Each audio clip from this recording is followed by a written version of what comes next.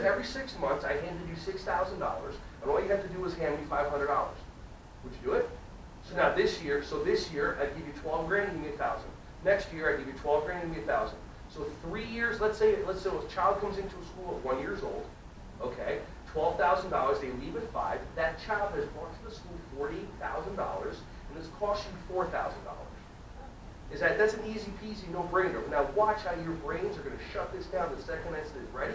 Got it. So every time a child is brought in by the referral of a teacher, at the end of the 6 months, at the staff meeting, you hand out to your teachers $500 bonuses.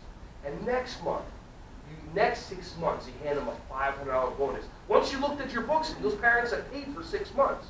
And then now that teacher brings in 5 people, and they're there. That teacher's making another. You're making $60,000 a year off of those 5 kids that teacher brought in. That teacher's making $5,000 a year more. You think she's going to go somewhere?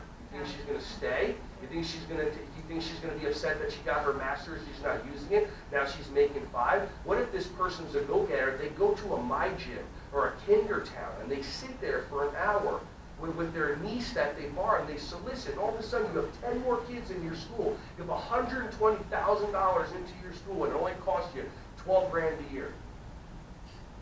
Your teachers aren't going anywhere. Retention, and by the way, you only get it after the 6 months. So if it's 3 months in and your teacher blah blah blah, you can leave.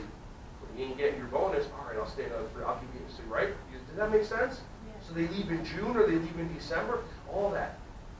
This is based on a model of a system of a gym I used to work at 15 years ago, where the salespeople are making so much money because the people kept on coming. You think they would be like blah blah blah, or you think they would just leave the person, or you think that salesperson would leave their sales office and go up to the person working out going, how's your day going?